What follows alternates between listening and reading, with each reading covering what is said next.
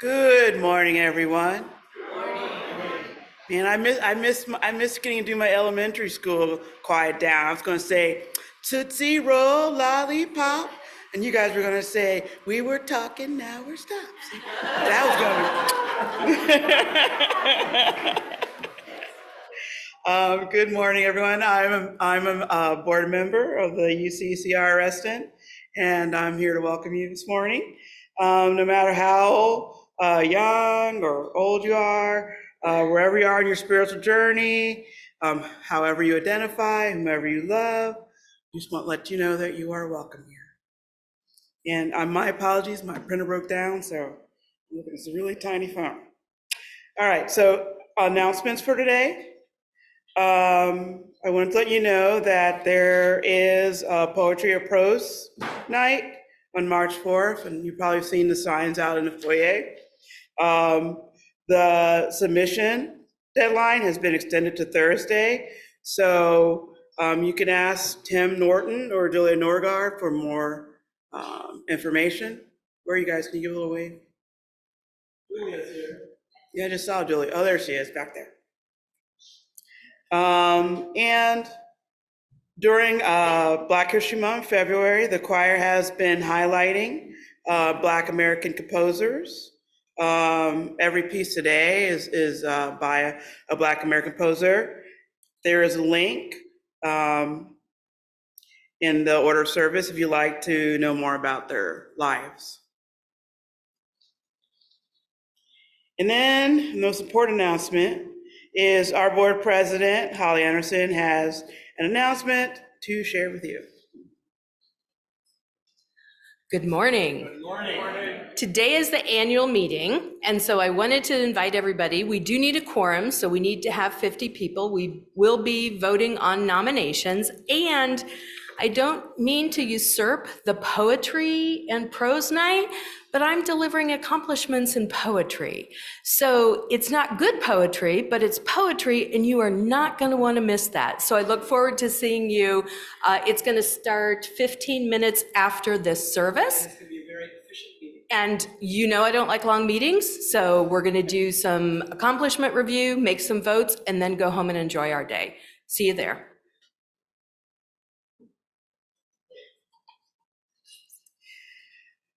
All right, so now let us center ourselves for worship. Let's take some deep breaths in and out, and let's be ready to worship together.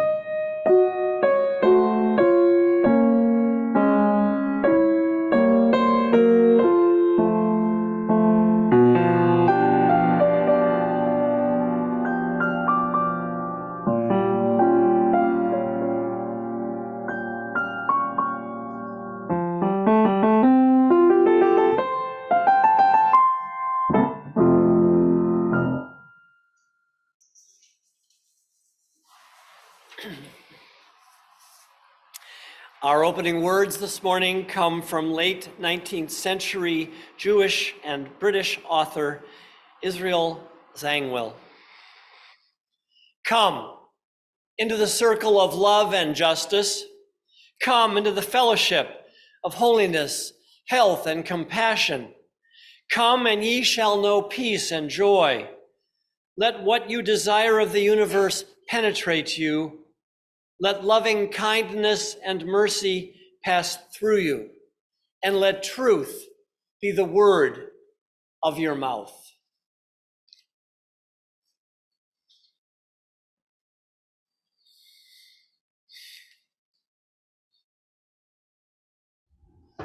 Good morning. Our opening hymn today is number 1007 in the Teal hymnal. There's a river flowing in my soul. So please rise in body and or spirit and join us in singing.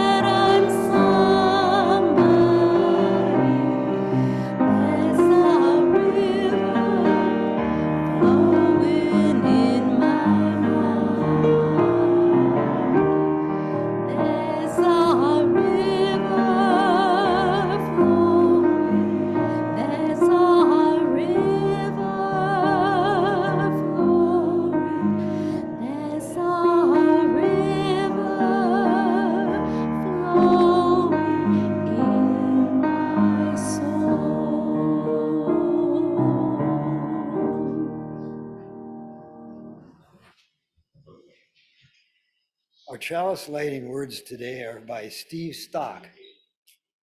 We light this chalice to celebrate the inherent worth and dignity of every person, to reaffirm the historic pledge of liberal religion, to seek that justice which transforms mere legality and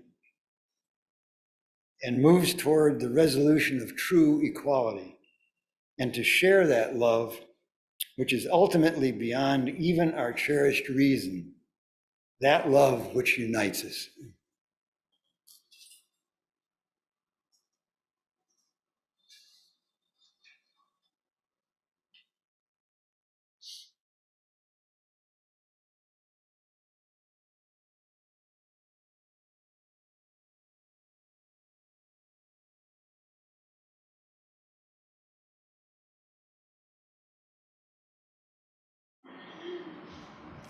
Here at UUCR, we have a tradition of singing our covenant together every Sunday.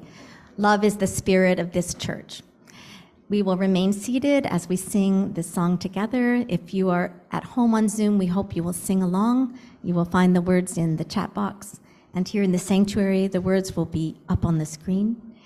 If you are visiting us this morning for the first time, We hope you will accept this song as our blessing to you.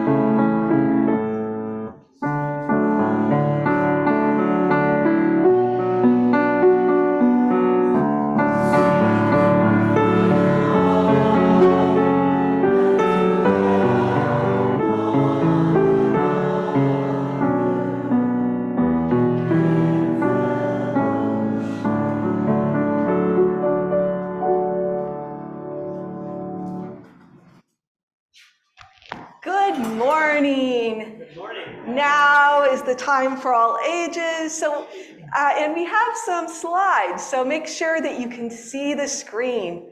There is plenty of room on the floor and just a few seats up front. And welcome to those online with us today. So anyone who would like to join us up front, you're welcome to do so. Our story today is Intersection Allies. We Make Room for All by Chelsea Johnson, Latoya Council, and Carolyn Choi. This book is about a big word, intersectionality, that some adults find a bit scary and maybe think that we shouldn't talk with children about it. But these three authors who are finishing or have finished doctorate, which are the highest college degrees there are, at the University of Southern California, think it is important to share this with children and to share their experiences in a way that explains intersectionality and being an ally and a friend. They don't think that's so hard, so I wonder what you will think. Here we go. And today, I'll be talking more about this idea. That sounds a lot like what we've been talking about all year, how we're all different and have a lot of really important similarities and get along. So we'll talk more about this, and I hope you'll talk after the service. Let us now sing the children out with Go With Joy. And this will be the kindergarten through 8th grade.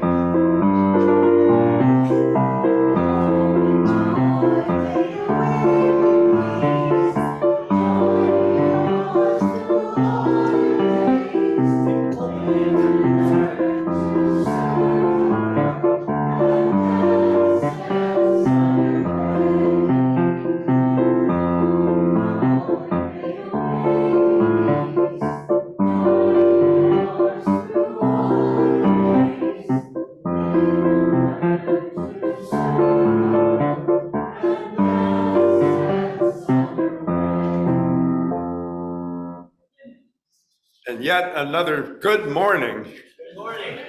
I'm Sterling Paulette. I do appreciate this chance to take a moment to tell how important this church is to me and why I support it financially and in other ways.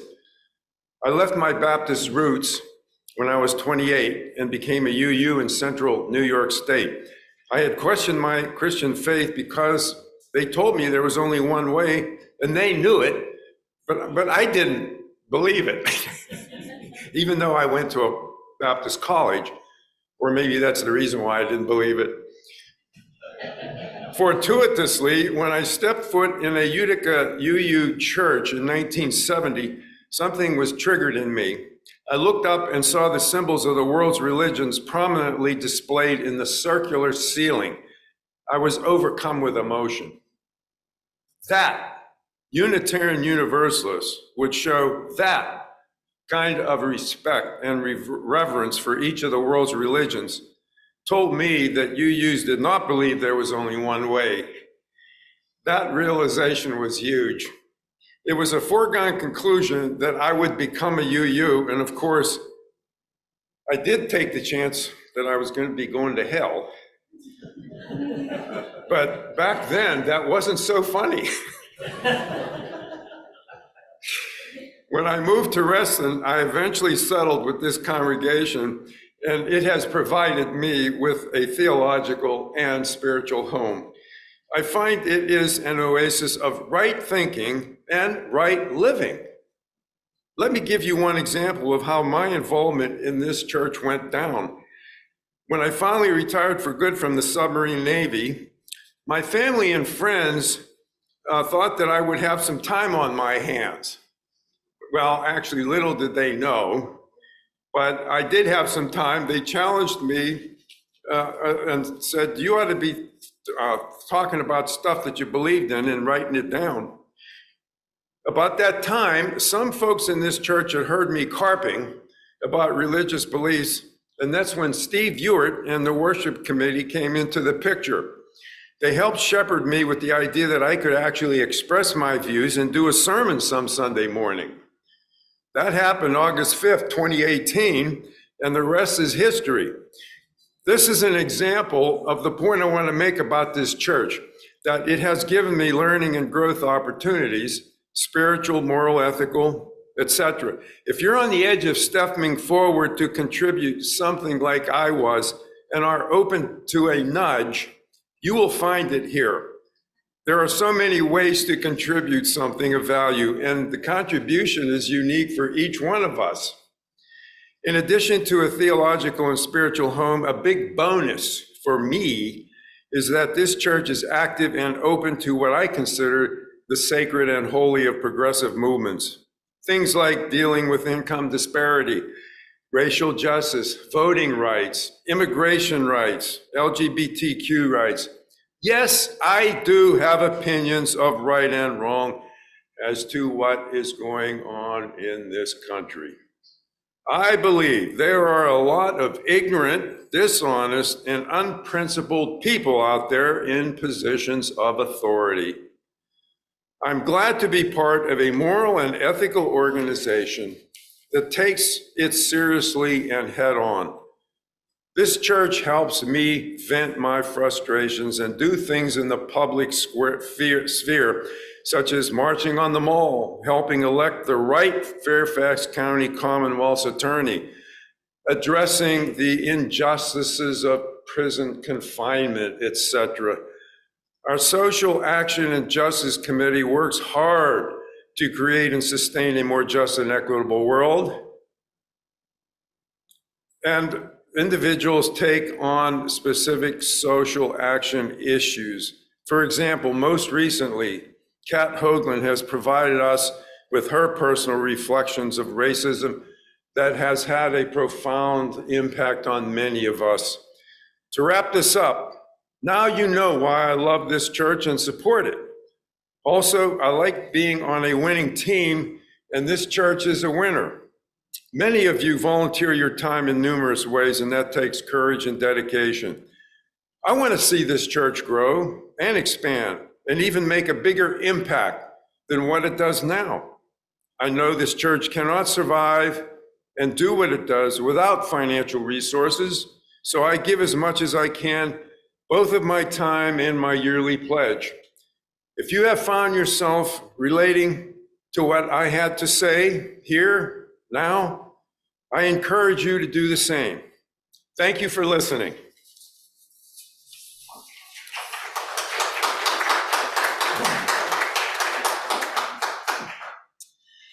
So now is the time in our service when we share our joys and sorrows with one another so that no one has to carry them alone. I must begin this morning with a heartbreaking sorrow. This week, Linda Holloway's 4-month-old great-grandson, Peter, died suddenly during nursery school care. And we want to light a special light and say a prayer for her and the entire family.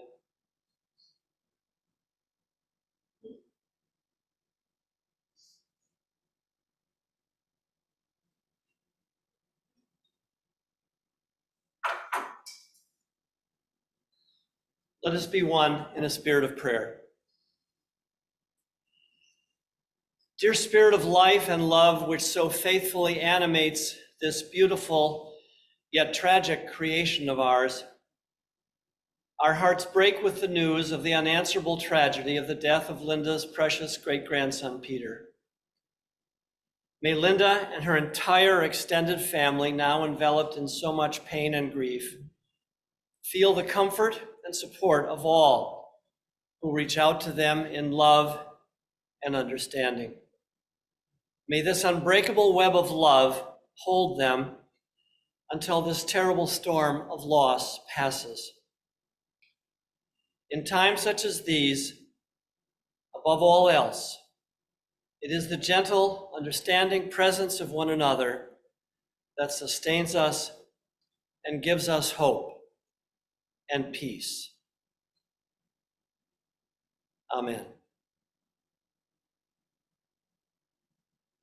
So now is the time for other joys and sorrows to be shared. Those of you who are joining us remotely, which is about 60 people usually, if you want to write something in the chat and share it that way, please do so. But remember that that is then a public event. And now as members of the congregation come forward and place stones for each joy or sorrow or concern they have and place it in the vessel, which holds so much of our love. And you can take a stone from around the vessel if you wish to remind yourself during the week of what is on your heart this morning. Let our ritual of joys and sorrows begin.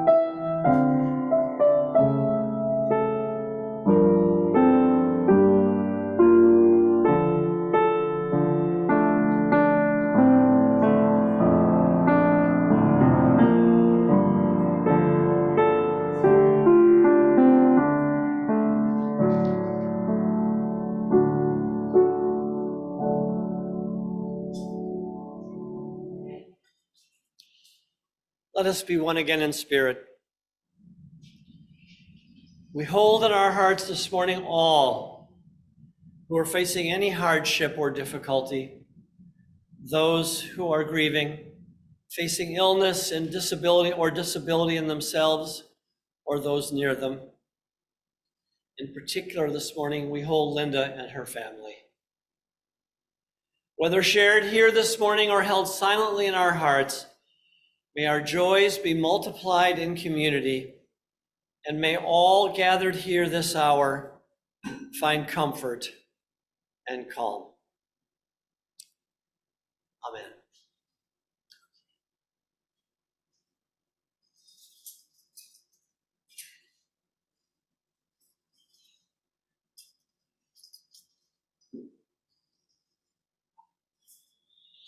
As a self-funded church, UUCR relies on the generosity of its members and friends to fund daily operations and to ensure that the church and its resources are here for us and others now and in the future. Pledges support our worship and music programs, our religious education programs, programs for members and friends, community outreach, and connections to Unitarian Universalism. We now invite you to support the work of UU Reston by making your donation to the collection plate if you are here in the sanctuary, or at the link on the slide and in the church chat box. Thank you for your generosity and support of our beloved spiritual home.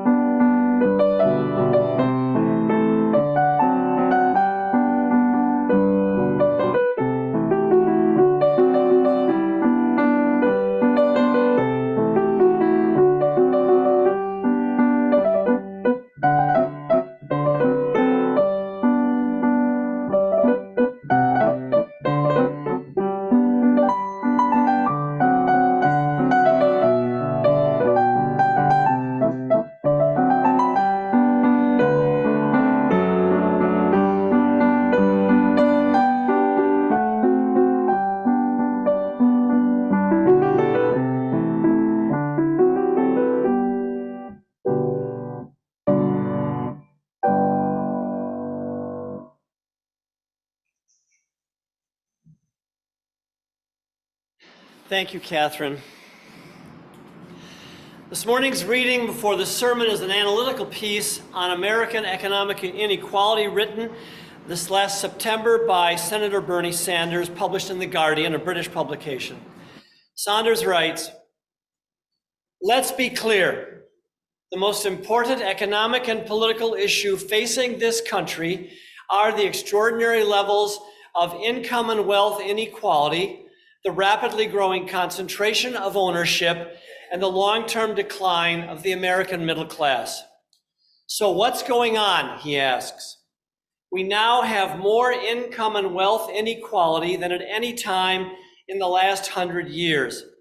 In the year 2022, 3 multi-billionaires own more wealth than the bottom half of American society, 160 million of us. Today, 45% of all new income goes to the top 1%, and CEOs of large corporations make a record-breaking 350 times what their workers earn. Meanwhile, as the very rich become richer, working families continue to struggle. Unbelievably, despite huge increases in worker productivity, wages, even accounting for real inflation, are lower today than they were almost 50 years ago. When I was a kid growing up, most families were able to be supported by one breadwinner. Now, an overwhelming majority of American households need 2 paychecks just to survive. Today," he writes, "half of our people live paycheck to paycheck, and millions struggle on starvation wages. Despite a lifetime of work, half of older Americans have no savings whatsoever and no idea of how they'll ever be able to retire with dignity, while 55% of seniors are trying to survive on income less than $25,000 a year. And then Saunders ends. Since 1975, there has been a massive redistribution of wealth in America that has gone in exactly the wrong direction. Over the past 47 years, according to Rand Corporation, $50 trillion of wealth has been redistributed from the bottom 90% of American society to the top 1%, primarily because a growing percentage of corporate profits have been flowing into the stock portfolios of the wealthy and the powerful. Here ends this morning's reading. My partner Collins and I are city people. Over the last quarter century, even during the 11 years I worked full-time in Vero Beach, Florida, and Collins kept his job here downtown in Washington, we have maintained a home in the nation's capital. And when it came time 2 years ago for me to move back to this area to serve you as interim minister, despite all the wonderful and attractive housing opportunities out here in Reston, which provides a wider range of housing opportunities for more income levels than most communities, we chose nonetheless to live in the heart of Cleveland Park near the National Zoo. If my windows are open, I can hear the lions roaring. Over all these years as a couple, we have profoundly loved Washington's busy, diverse, and multicultural milieu. When we used to go to dinner on 18th Street, we'd hear of Ethiopian and it being spoken and Swahili and all kinds of dialects and languages. But in each of the 5 now DC neighborhoods we have called home, we've also been painfully aware of the great and painful income and wealth disparity that exists in our nation's capital, just as it does in so many communities all across America, both rural and urban. Let me just give 2 quick examples of how we notice this painful gap between rich and poor. First, every day on my 23-mile car commute to and from Reston, I see now the growing tent city of homeless persons that has sprung up over the last few months on the edge of affluent Georgetown, no less, along Rock Creek Parkway. Have you seen it? Dozens of tents. DC authorities have recently cleared, I believe that's the euphemism, cleared the homeless encampment that had taken over McPherson Square downtown. But that has not solved, of course, clearing it, the massive homeless problem as the growing camp along Rock Creek Park and the other camps that have sprung up all around the city in federal and public and abandoned land has made painfully clear. Right now, even in the midst of winter, there are literally hundreds of homeless persons living outdoors in flimsy camps all around the city. And some of you notice, even here in Reston, in the woods, you will see tents in this community of people who have nowhere else to live. Homelessness is everywhere if you are not averting your eyes.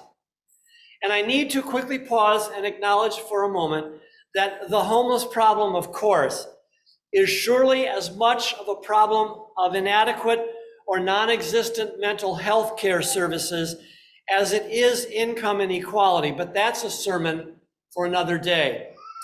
My second example of the growing problem of American inequality is something I see every day in Cleveland Park, where most homes around us sell in the $1 to $3 million range. Any day, time or night, any time, day or night, when Collins and I venture out to CVS or a grocery store or a restaurant, we are engaged by multiple folks sitting on milk carts, layered in dirty winter clothing, asking for money. And so it is in every neighborhood of the city. The long and the short of it is that for all its beauty and energy and vibrancy, My city, our nation's capital, is also terribly divided between the privileged and the impoverished. And we face this same troubling economic and social reality here in this community. Here in the community I left to be here, Vero Beach, Florida. Vero Beach, whose sunny motto from the Chamber of Commerce is, Vero Beach, where the tropics begin. It is a place of great wealth disparity. Out of the more than 421 metropolitan areas in the United States, Vero Beach, Sebastian, is the community with the single greatest economic disparity between rich and poor, found anywhere in America. Vero Beach, Florida, where I served, with the very rich living in exclusive gated communities on the barrier island. There are literally dozens of billionaires. The only billionaire I know lives there. And while the very poor are living crammed together in some very poor neighborhoods on the mainland where our church is located. So in both Vero Beach, Florida and Washington, D.C., places I still love and call home and live and move and have my being, are places where you cannot avoid seeing the stark and painful disparities in present-day America between the affluent and the impoverished. The Reverend Galen Gingerich, a senior minister of All Souls Church in Upper Manhattan, East Side, describes a similar reality in the neighborhood that church is in. He says, take a walk through the neighborhood around All Souls and you soon see the problem. The wealthiest census tract in New York City is just a few blocks from All Souls, with an average household income of above $300,000 per year. And the poorest census tract in the city begins only a few blocks further away. The average household income in that area is about $5,000 a year.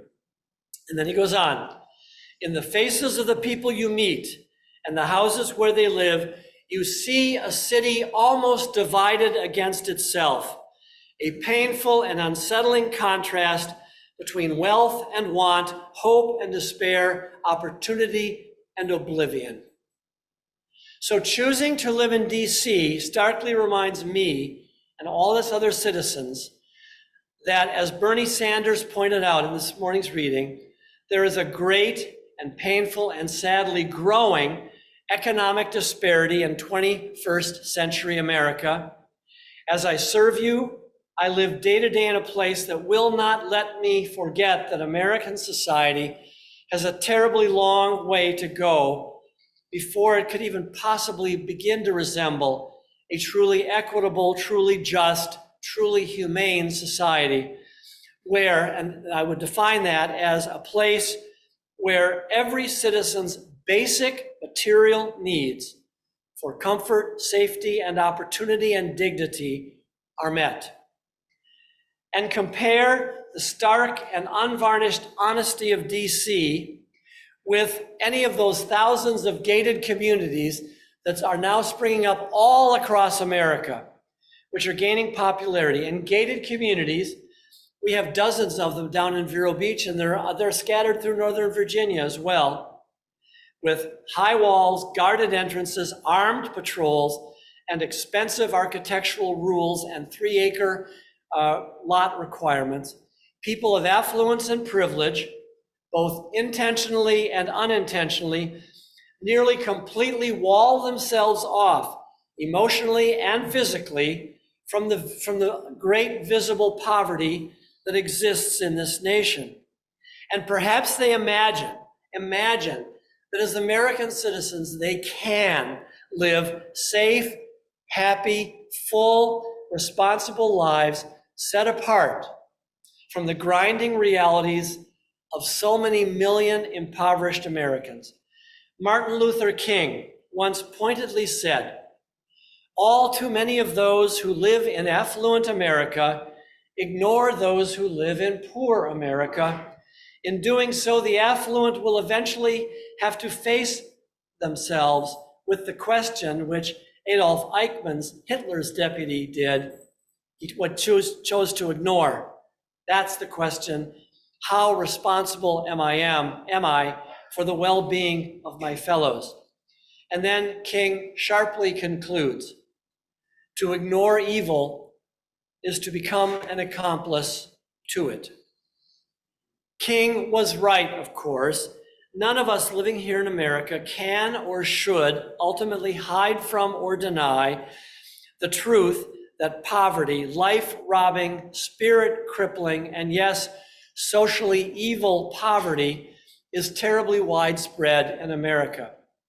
How widespread? Well, if you just accept the minimal income standards of the federal government, which many believe is set way too low, the current statistics are the following. Can I see that next slide?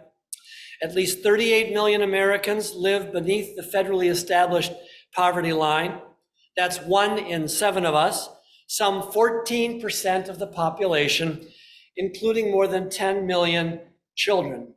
At least, and when I served our congregation in Vero Beach, again, in that most divided place, I worked with an agency called United Against Poverty. I did 3 charity rides and raised $180,000 for their outreach effort. And that staff told me that 30 to 40% of the people in the Vero Beach area live hand to mouth, wondering each month whether they should fill the car with gas, pay the rent, or put decent food on the table for their children. And yet, despite the terrible presence of poverty all around us, the fact is that the social and economic structures of most American communities, most of the communities you and I live in, grant us, the affluent, the dangerous psychic and moral luxury of keeping the millions of American poor conveniently out of sight and out of mind. Now, this illusion that poverty isn't really a problem where I live is dangerous. And thus I arrive at the first, and I think most important, spiritual and ethical assertion I will make this morning.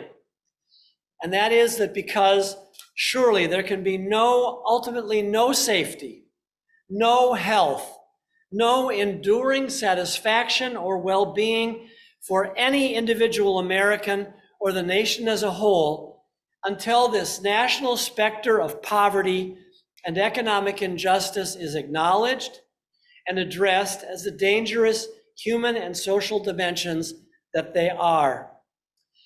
I continue this morning my 12-part winter-spring series on 12 gates of the city and spiritual pathways for entering the holy city of your own life. The reason I have included justice in this series is that I am passionately persuaded that unless America establishes as a guiding and foundational social policy a solid basic floor of social and economic decency and justice for all, that none of us, together or individually, can ever enter the holy city of our own lives and there find blessing and peace. With so much suffering, we cannot enter the holy city of our own lives without our society establishing a solid floor. Again, the words of Martin Luther King. In a real sense, he says, all life is interrelated. We are caught in an inescapable network of mutuality, tied to a single garment of destiny. Whatever affects one directly affects all indirectly. And then King goes on, I can never be what I ought to be until you are able to be what you ought to be. And you can never be what you ought to be until I am what I ought to be. This, he concludes, is the interrelated structure of reality. This morning, next slide with Dick Gilbert, there he is. This morning, in the clearest terms I know how, I want to talk about what I believe is the pressing moral necessity for us as Americans to create what my colleague, the Reverend Dick Gilbert, who served our church in Rochester for many years, what he and other progressive economists and theologians call distributive justice. Now, distributive justice or redistributive justice, and I'll explain what that means in a moment. Distributive justice is an extremely complex and controversial topic, one which in the confines of a Sunday sermon, I can only begin to scratch the surface of. I would, for a more in-depth analysis, refer you to Dick Gilbert's book. I just ordered another copy myself. It's $3.99 on Amazon. So it's used, but you can get a copy on Amazon. His book, How Much Do We Deserve? An Inquiry into Distributive Justice. All right, in an ethical nutshell, distributive justice means that a society intentionally and compassionately decides to redistribute some of the total economic and material assets of that society in order that no member of that society lives in abject poverty or want. It is a partial distribution of wealth. Let me quote now the moral conclusion which Gilbert reaches at the end of his book. It's the same conclusion I have reached. My thesis, he writes, is that these great and increasing gaps in income and wealth between the haves and the have-nots are inherently unjust. I argue not for absolute equality of distribution. That would be some sort of what? Pure communism? In which wealth and sources, and by the way, that's never existed and never happened anywhere in the world. Absolute equality would be meted out equally among all people. No, I call for, he writes, for a humane equity, not equality, but equity, in which all people are presumed to have dignity, which is inherent worth and dignity, Sterling, and which requires a basic, decent minimum standard of living for all. Now, this vision of economic and social justice, where abject poverty is simply not allowed as a matter of humane social policy, is of course not just a Unitarian Universalist moral position. Roman Catholic moral thought, a thinker, John Ryan, in his landmark book, Distributive Justice, asserts, quote, all human beings have the inherent right to have their basic needs met before any economic surplus is distributed to others. Simply stated, the basic needs of the poor in moral importance transcend the superfluous desires of the rich. He goes on, this principle is affirmed in religious and philosophical traditions from Plato to Jewish, Christian, and Muslim scriptures. And I would parenthetically add, it is also found in Buddhist, Hindu, and Islamic thinking. And then he ends, it is based on the universal idea that all people are worthwhile and sacred. Early in his adult life, the great Hindu moral teacher Mahatma Gandhi, in rejecting the extreme wealth and social privilege into which he personally was born in India, where most at that time of the population lived in horrible poverty and deprivation, he expressed a similar ethic of distributive justice that establishes meeting basic human needs as the moral priority for the human family. He wrote, I suggest that we are thieves in a way if we take anything that we do not need for our own immediate use and keep it. We thieve from somebody else. You and I have no moral right, he goes on, to anything that we really have until these many millions are clothed and fed better. You and I, who ought to know better, must adjust our wants. You know, the old image, I live simply that others may simply live. In order, he wrote, in order that others may be nursed, fed, and clothed.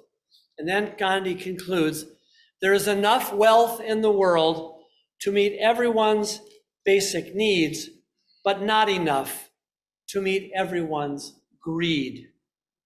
Now, this idea of distributive justice is the core social and ethical message which animates, of course, the life and teachings of Jesus of Nazareth, which I talked to you about 2 weeks before Christmas this last December. In a time of great economic disparity, not unlike our own, Jesus repeatedly said that the rich, those of great economic privilege, had a moral obligation to share a portion of what they had with those who for whatever reason were impoverished and suffering. You will recall that he said that it was as difficult for a rich man to get to heaven as it was for a camel to thread itself through the eye of a needle. Do you need a clearer image?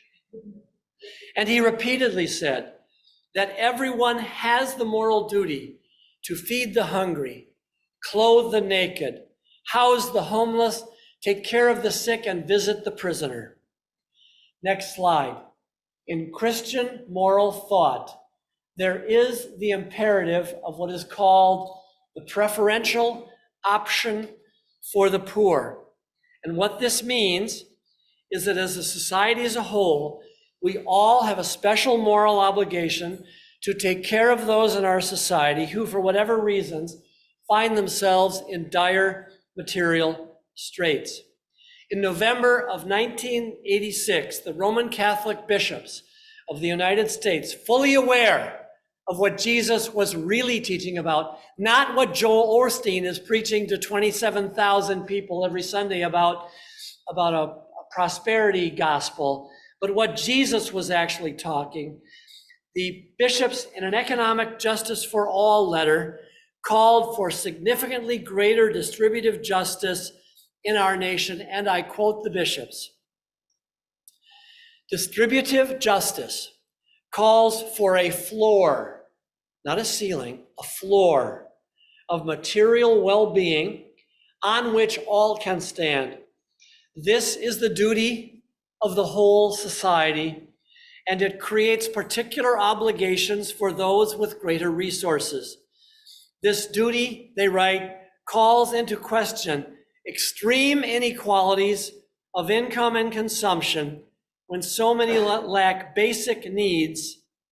And then they write, Catholic social teaching does not maintain that a flat arithmetic equality of income and wealth is a demand for justice. That would be pure communism, I guess. But it does challenge economic arrangements that leave massive numbers of people impoverished. Further, it sees extreme inequality as a threat to the solidarity, and I would add safety, of the human community. For great disparities lead to social divisions and conflict. The point here, and Reverend Gilbert goes into great detail in his book on distributive justice on this point, is that there are many wise and honored religious and philosophic traditions that call for a greater measure of distributive justice than exists in our country today. The fact is, right now in the year 2023, economic disparity and poverty are growing in America, a social trend that should concern all of you on a moral basis, and again, in terms of your own safety and well-being, because we are all connected. The data summarized by Dick Gilbert is clear.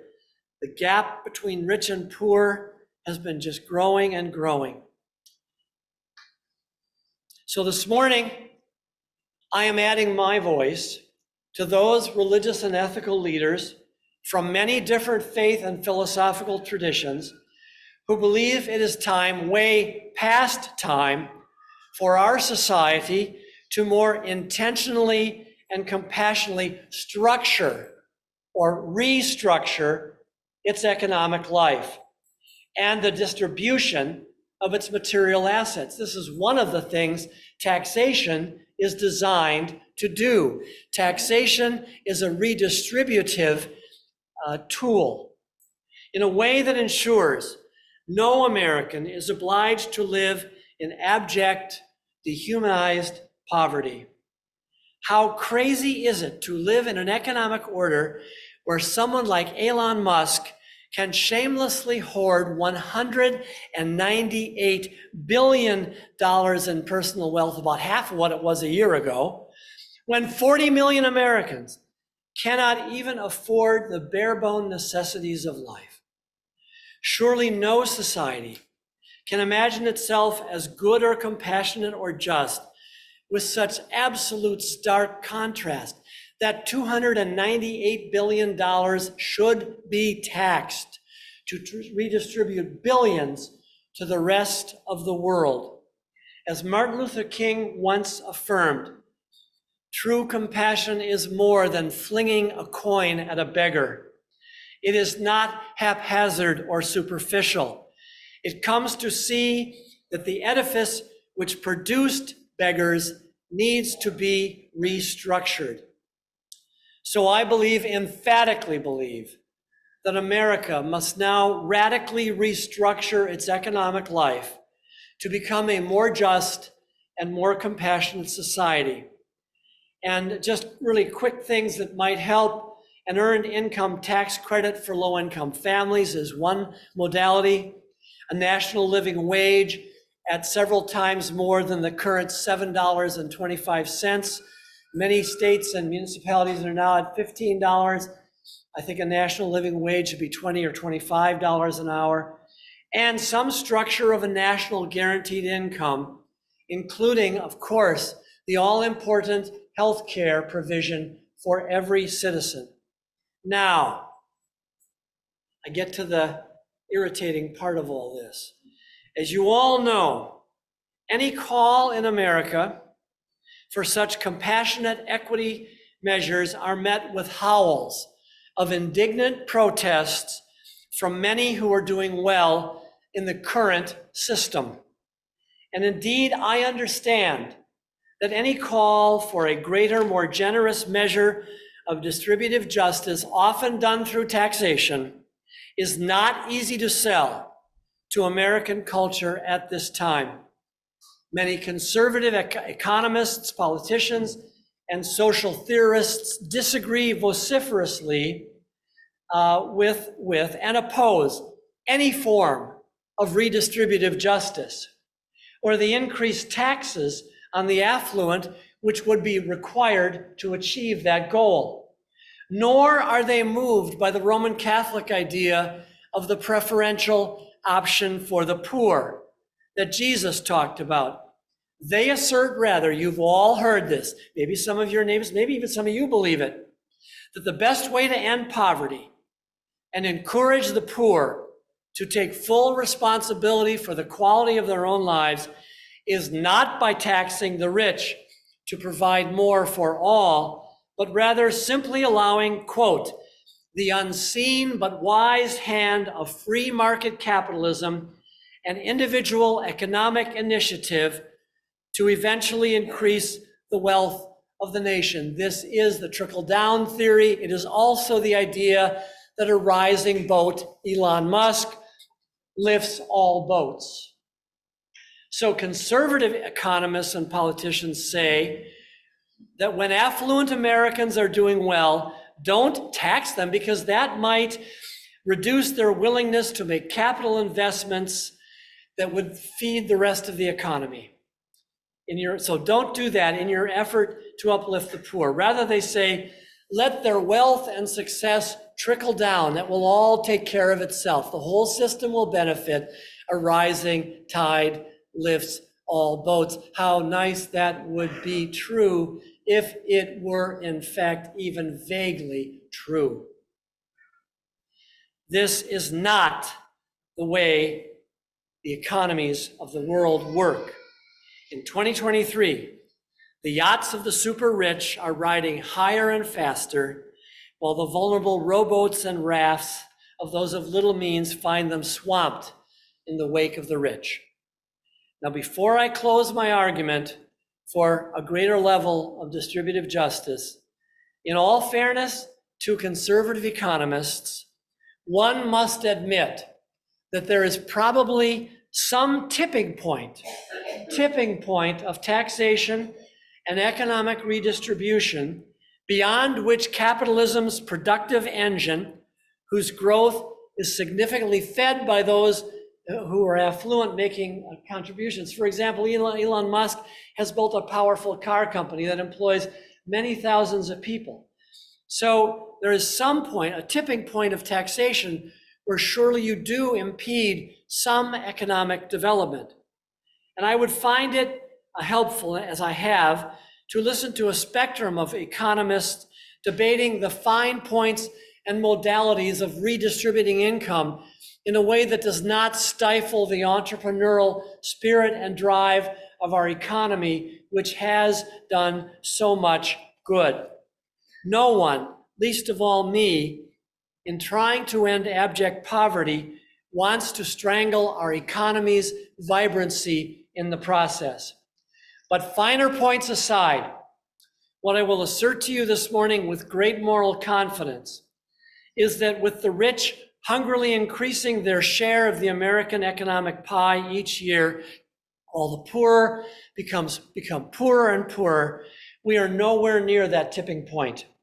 I am morally certain, as the richest and most innovative society on the face of the earth, we can well afford to redistribute a significant portion of this nation's total wealth to ensure that floor of decency for all.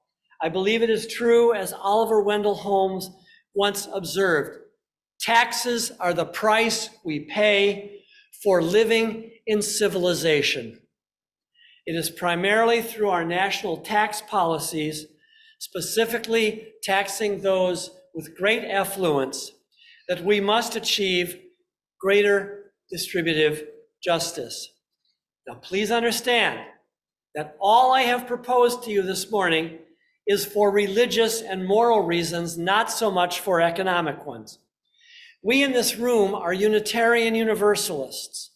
We are a religious people with a compassionate, caring values committed to the first and foremost of our values, as Sterling said, the inherent worth and dignity of every person.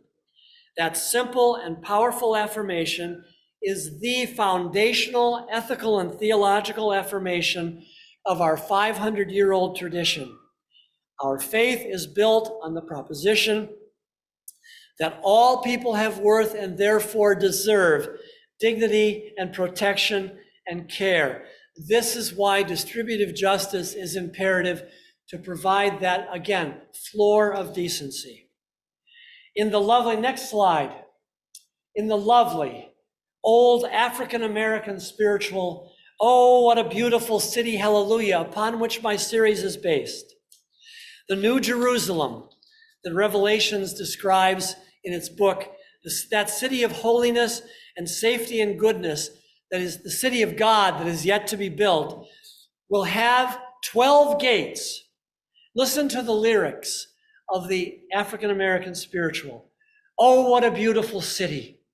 There's 12 gates to the city. Walk right in. You're welcome to the city. Step right in. Welcome to the city. Rich and poor, welcome to the city. Young and old, welcome to the city. Weak and strong, welcome to the city. There are 12 gates to the city. Hallelujah." We have no moral choice but to build that beautiful city. We have no moral choice but to establish basic economic and social justice at the gates of our city. We have no moral choice but to welcome all persons, most especially the poor, into our city. Let's build that beautiful city with gates and hearts wide open, where all God's children will be afforded a basic, decent, humane standard of living.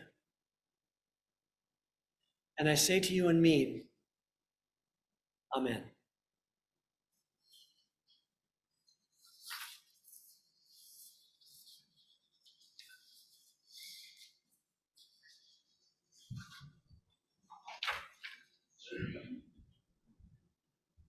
Our closing hymn today is number 169, "We Shall Overcome." Please rise in body or spirit and join us in singing.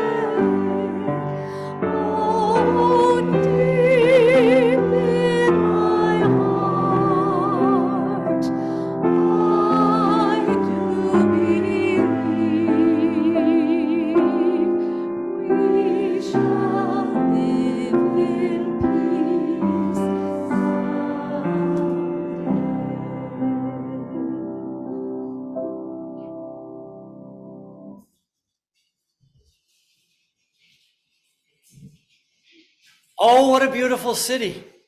There's 12 gates to that city. Walk right in. You're welcome to the city. Step right in. Welcome to the city, rich and poor. Welcome to the city, young and old. Welcome to the city, weak and strong. Welcome to the city. There are 12 gates to the city. Hallelujah.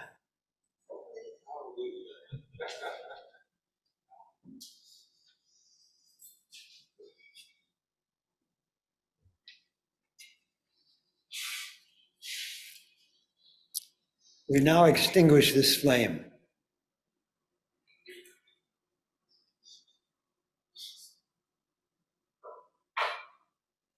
But not the hope, not the light of hope and truth, the warmth of community, nor the fire of commitment. These we carry forth in our hearts until we are together again.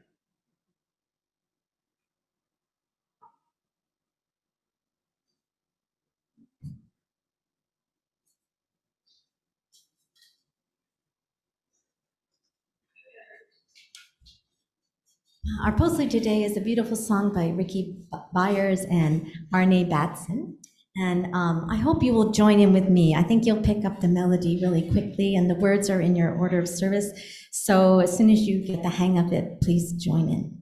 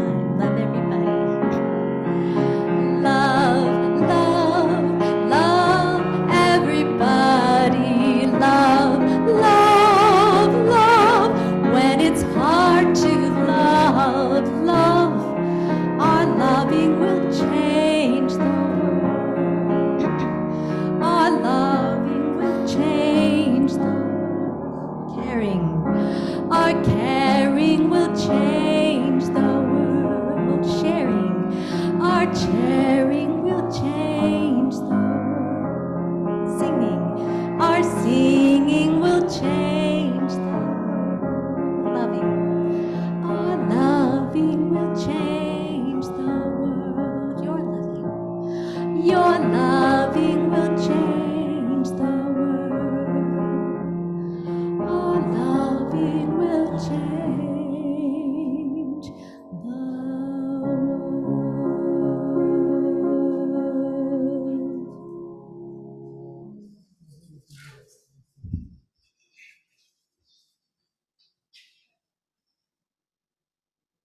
right, I am not here to say goodbye. I'm here to ask you to please join us after worship today for the annual meeting. We need to make our quorum.